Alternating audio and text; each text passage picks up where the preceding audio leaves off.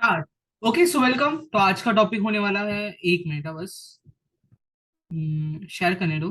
तो आज का टॉपिक होगा क्वांटम नंबर। तो क्वांटम नंबर क्या होता है, व्हाट इज क्वांटम नंबर। तो लेट अस से दैट मैं अपने दोस्त को फोन करता हूँ, पूछता हूँ कि तू कहाँ है। तो बोलता है कि मैं महाराष्ट्र में हूँ। महाराष्ट्र में कहाँ? मुंबई। मुंबई में कहाँ? मुंबई बहुत बड़ा है ना। मुंबई के एनएम कॉलेज में। तो एनएम कॉलेज में कहाँ? सेकेंड फ्लोर सेकेंड रूम में। तो इसी तरह इसकी एड्रेस का आइडेंटिफिकेशन हुआ है। तो उसी तरह क्वांटम नंबर जो होता है वो आइडेंटिफिकेशन ऑफ इलेक्ट्रॉन होता है, मतलब इलेक्ट्रॉन का एड्रेस होता है। तो जैसे कि एक हमारा घर है, तो हमारे घर में बहुत सारे कमरे होंगे। कमरों में अलमीरा होगा, वॉर्डरोब अलमीरा सेम होता है। तो हर एक अलमीरा में दो बुक्स रखे होते हैं, ये याद रखना। तो उसी प्रकार जैसे घर होता है, घर को हम एटम के शब्दों में शेल बोलते हैं। और हम रूम को एटम के लैंग्वेज में सब शेल बोलते हैं। अलमीरा को हम ऑर्बिटल बोलते हैं, और जो बुक्स होती है अलमीरा के अंदर उसे हम इलेक्ट्रॉन बोलते हैं। समझ गए? तो शेल जो होता है उसे हम बस 1 मिनट रुक सकते हो?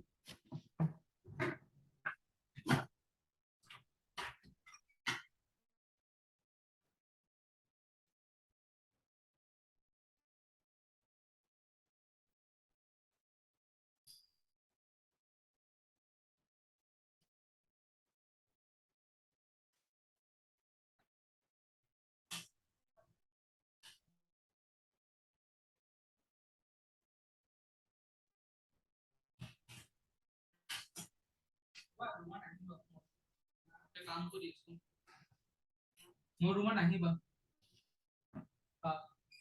काम को देखो।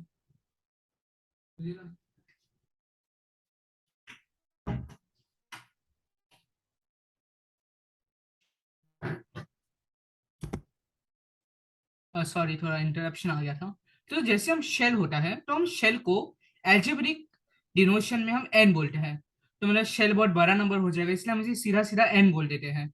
ऐसे ही सब शेल को हम एल बोलते हैं, ऑर्बिटल को एम बोलते हैं, और इलेक्ट्रॉन को एस बोलते हैं। तो इसका मतलब ये हुआ कि हम घर को एन बोलते हैं, रूम को हम एल बोलते हैं, अलमीरे को एम बोलते हैं, और उसके अंदर जो किताब है उसे एस बोलते हैं। है कि नहीं?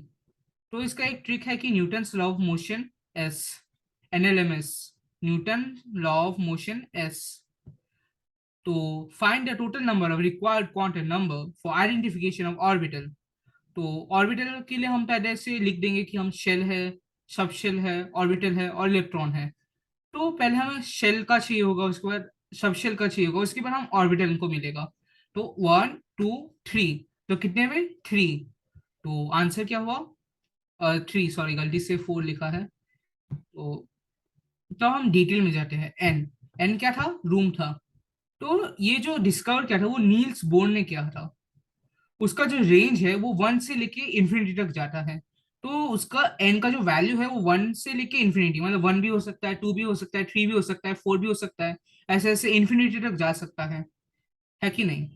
और जी ये एन रिप्रेजेंट क्या करता है, मतलब एन का मतलब होता क्या है? तो एन का मतलब ये होता है कि ये शेल, एनर्जी लेवल, ऑर्बिट इन्हें रिप्रेजेंट करता है। मतलब कितने शेल है, शेल माने कितने सर्कल है, मतलब कितने सर्कल इसके अंदर है। ये रिप्रेजेंट शेल। तो बस जैसे घर है, तो कितने घर है, उसी तरह कितने शेल है अंदर, बस वही है। तो ये 1 से लेके इन्फिनिटी तक जाता है। तो अगर n 1 हुआ तो हम इसे एल्जेब्रिकली के डिनोट करते हैं, क्यों पता नहीं, लेकिन के से मन गया तो साइंटिस्ट को, तो उन्होंने के डिनोट कर दिया। तो जैसे 2 है तो एल, 3 है तो एम। तो के से लेके एल्जेब्रिक ऑर्डर तक जाता है, A K L M N O P Q R S U W X Y Z. है कि नहीं? बस।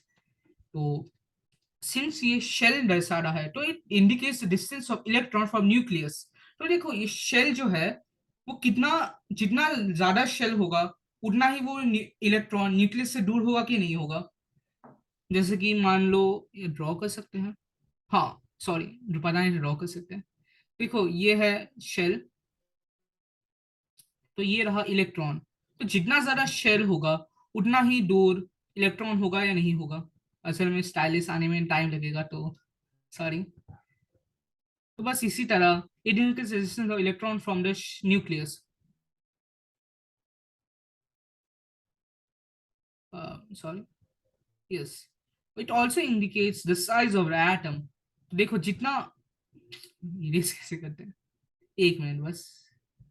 बस it indicates the size of atom. तो इसका शेल जितना ज्यादा होगा उतना ही बड़ा होगा. जैसे एक शेल का इतना हो गया, दो शेल का इतना होगा, तीन शेल का इतना हो गया, चार शेल का इतना हो गया. मतलब इतना नहीं हुआ लेकिन इतना बहुत छोटा होता है एटम. तो उसी तरह it indicates the size of atom. It also indicates energy of electron. मतलब जितना ज्यादा शेल होगा उतना ही इसका एनर्जी, इतना शक्ति होगा, वो शक्तिशाली होगा. तो बस यही था. और एक फैक्ट याद कर लो कि नंबर ऑफ सब shell in a shell is equal to number of shell. इसका प्रूफ मैं दूंगा, अभी दूंगा 10 मिनट के बाद. तो ये याद कर लो क्योंकि नंबर ऑफ सब shell in a shell is equal to number of shell. तो फाइंड नंबर ऑफ सब शेल इन फोर्थ शेल. तो नंबर ऑफ सब shell in a shell is equal to number of shell. Number of सब shell in fourth shell is equal to number of fourth shell. तो fourth shell में कितने shell आ गए? चार shell आ गए. तो आंसर है 4. और नंबर ऑफ ऑर्बिटल्स हम एन स्क्वायर रखते हैं.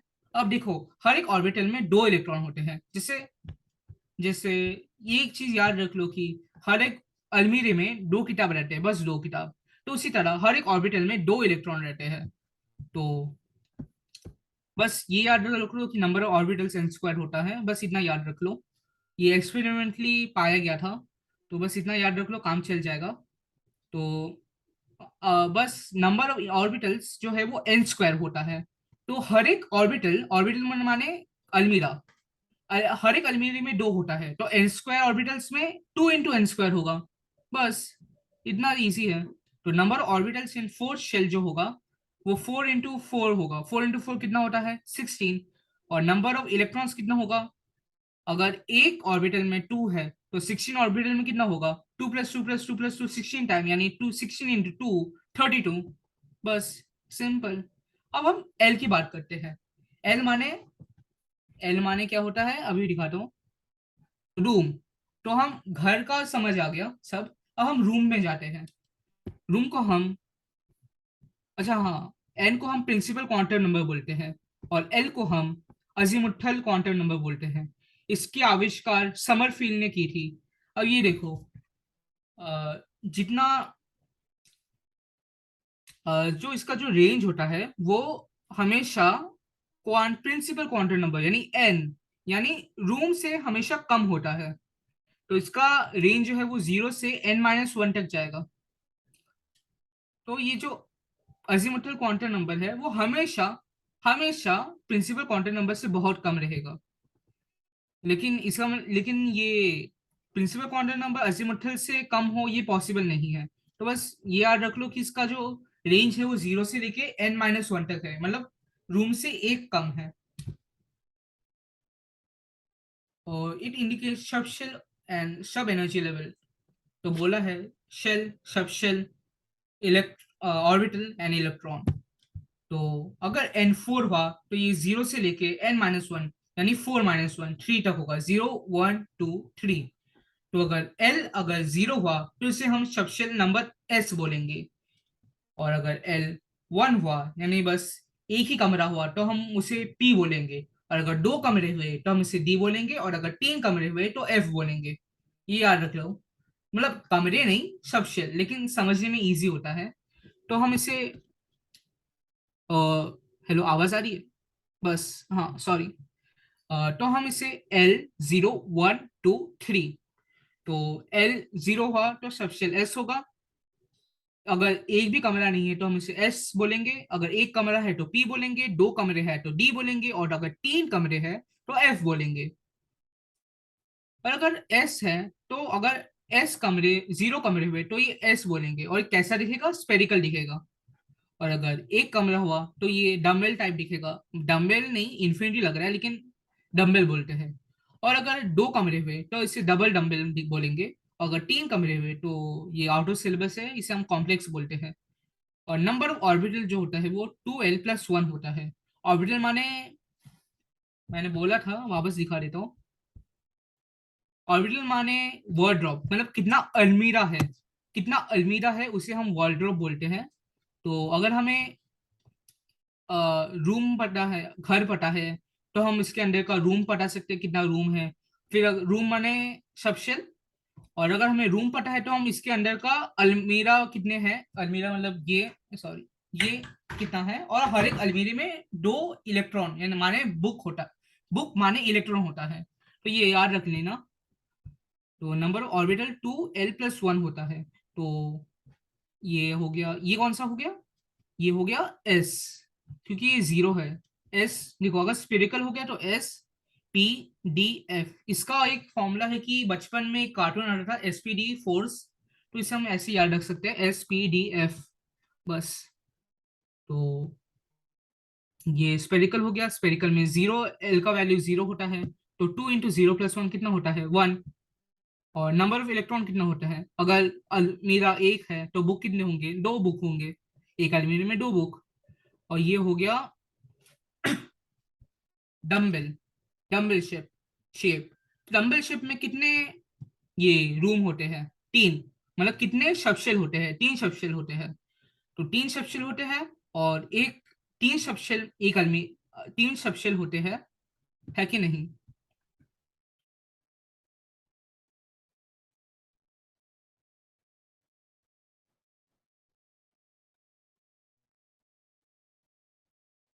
सॉरी, कोई प्रॉब्लम आ गया था, हाँ। तो बस तीन होते हैं, और 3 × 2 6। और उसी तरह डबल डम्बल यानी SPD, डी में कितने होते हैं, पांच ऑर्बिटल होते हैं, क्योंकि हम पुट कर सकते हैं 2 × 2 4+1 5। और पांच होते हैं, और इंटू टू 10। कॉम्प्लेक्स में 7 × 2 14। अब अगर हम इसे 1 3 5 7 को ऐड करेंगे तो ये 16 हो जाएगा। और अगर हम देखेंगे तो नंबर ऑर्बिटल 16 है, हमने ये पहले भी किया है। एक मिनट दिखाता हूँ, number of orbital in fourth shell 16, बस प्रूफ हो गया। और number of electron in fourth shell 32, बस यहाँ भी 32 आ रहा है, बस सिंपल ऐसे प्रूफ हो गया कि ये जो फॉर्मूला है वो राइट है। अब एक क्वेश्चन है कि which of following subshell does not exist. तो एक फॉर्मूला है कि जो एल है वो हमेशा छोटा होता है एन से, क्योंकि रूम जो है वो हमेशा कम होता है होम से। मतलब सबशेल जो होता है वो हमेशा कम होता है शेल से, क्योंकि अगर सबसे ज्यादा हो गया तो लॉजिकली पॉसिबल नहीं है ना। बेटा छोटा है बाप से, लेकिन बाप थोड़ी ना छोटा है बेटा से। तो बस वही लॉजिक है। तो which of the following subshell does not exist.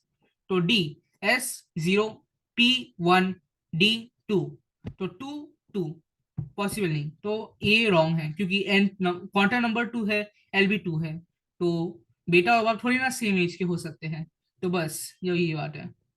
और एस को हम शार्प बोलते हैं, पी को हम प्रिंसिपल, मतलब पी को प्रिंसिपल बोला जाता है, डी को डिफ्यूज, एफ को फंडामेंटल, और जी को जनरलाइज। एच का अभी तक कोई नाम नहीं आया है। तो अब हम थर्ड वाले पे आते हैं, यानी अल्मीरा पे। तो अल्मीरा को हम मैग्नेटिक क्वांटम नंबर बोलते हैं। इसकी आविष्कार जीमान और लिंडे ने की थी। इसका जो रेंज है वो -L से लेके +L तक जाता है, -L से लेके +L। -L मतलब माने, -L क्या होता है, सेकेंड वाला, यानी रूम, रूम माने सबसेल। तो माइनस सबसेल से लेके प्लस सबसेल तक, सबसेल सॉरी।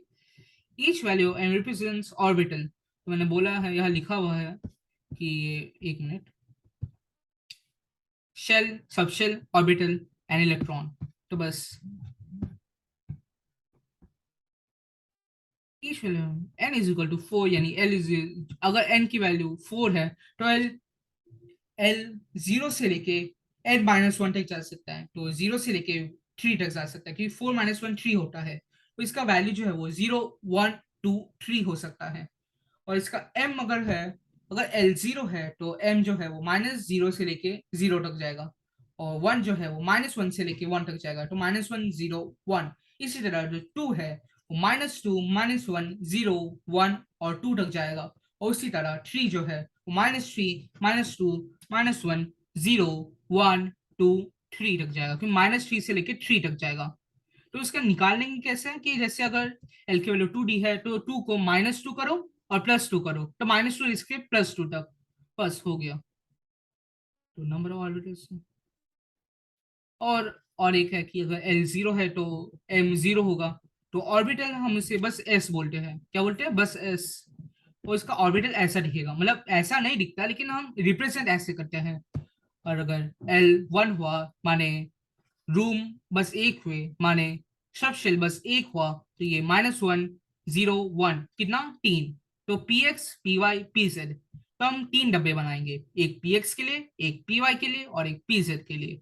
उसी प्रकार अगर L 2 हुआ माने अगर 2 कमरे हैं, माने बस 2 सबशेल है, तो हम उसका जो मैग्नेटिक क्वांटम नंबर होगा वो -2 से लेके +2 तक जाएगा, यानी -2 -1 0 1 2, बस। तो इससे हम बोलेंगे DXY DYZ DZX DX² - Y² और DZ²। और हम इसे 5 डब्बे बनाएंगे, 1 2 3 4 5। तो क्वेश्चन है कि 3DXY और 3DYZ, उनका N L और M निकालो, Newton's law of motion. Okay. तो इसका जो N है वो स्टार्टिंग का हम देखेंगे 3 है, तो इसका N 3 होगा। और इसका L कितना होगा, 0 से लेके N-1, यानी 0 से लेके 3-1 यानी 2 होगा। इसका भी L 2 होगा। और ये DXY में है और ये DYZ में है। तो इसका मतलब ये है कि अगर हम इसे -2 रख सकते हैं तो हम कुछ भी ले सकते हैं, -1 0 1 और 2। तो हम इसे +2 मान लेते हैं, लेकिन कुछ भी हो सकता है, लेकिन -2 नहीं हो सकता। तो अगर हम नोटिस करेंगे तो इसका जो N और L दोनों सेम है, लेकिन लेकिन M जो है वो अलग है। तो अगर N और L सेम है बट M अलग है, तो हम इसे डीजेनरेट ऑर्बिटल बोलते हैं। तो ये दोनों जो है ये डीजेनरेट ऑर्बिटल है। तो फोर्थ शेल 0 1 2 3 SPDF, बस। और फोर्थ शेल में कितने L होगा, L का वैल्यू क्या होगा, N-1 यानी L-1 यानी सॉरी N-1 यानी 4-1 यानी 3 0 1 2 3, बस।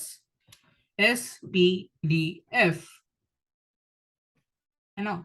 और एनर्जी ऑफ ऑर्बिटल्स, मैंने बोला था कि जितना शेल होगा उतना ही ज्यादा शक्ति होगी।